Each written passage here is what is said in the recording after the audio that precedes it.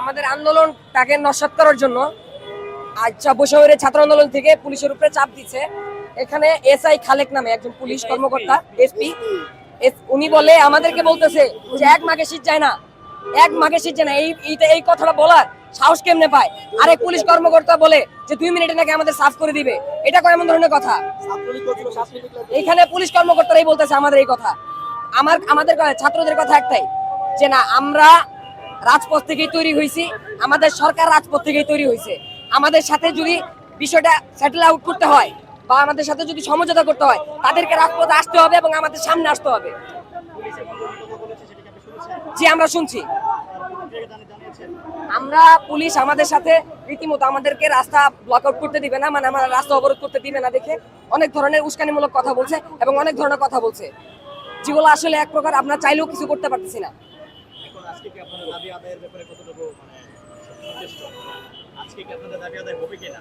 আমরা জানি না যে আমাদের দাবি আদায় হবে কিনা হবে না।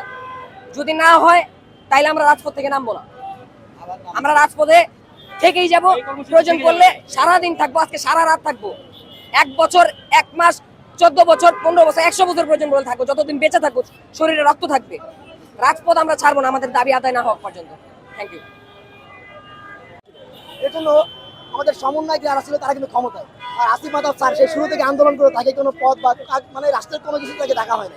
কেন? সে প্রাইভেটের শিক্ষক থেকে তাকে বৈষম্যের শিকার হতে হয়। মানে আমাদের রাষ্ট্রের সব কিছুই বৈষম্য। আমরা কিন্তু ভাই বৈষম্যের বিরুদ্ধে আন্দোলন করছি, অথচ আমাদের সহ মানে প্রাইভেট যে কোনো ভাবে আমাদের বৈষম্যের শিকার হতে হয় ভাই। এই বৈষম্য দূর করার জন্য আমরা আজকে আন্দোলন করতেছি। আমরা চাই না আমাদের কোনো আহত ভাইদের বৈষম্যের শিকার হোক ভাই।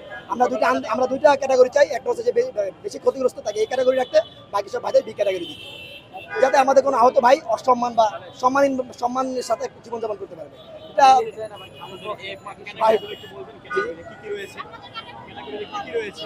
আমাদের ক্যাটাগরিতে এ ক্যাটাগরি আছে যারা 2 চোখ 2 হাত 2 পা নেই, তাদেরকে এ ক্যাটাগরি। বি ক্যাটাগরি হচ্ছে যারা 1 পা হাত 1 হাত 1 চোখ নেই, তাদের হলো বি ক্যাটাগরি। আর বাকি সব সি।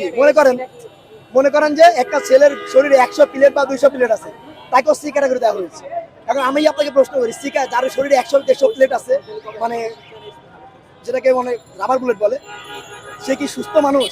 1-150 প্লেট থাকলে তাকে কোন হিসেবে স্বীকার করে দেওয়া হয়েছে ভাই?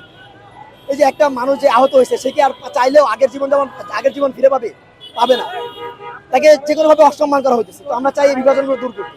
আমরা 2টা ক্যাটাগরি দাবি করতেছি, এই 2টা ক্যাটাগরি আমাদের সরকার থেকে আমাদের সামনে এসে আমাদের প্রস্তাবিত আমাদের যে দাবিগুলো মেনে নিতে হবে, তাহলে আমরা রাজপথ ছেড়ে দেবো ইনশাআল্লাহ।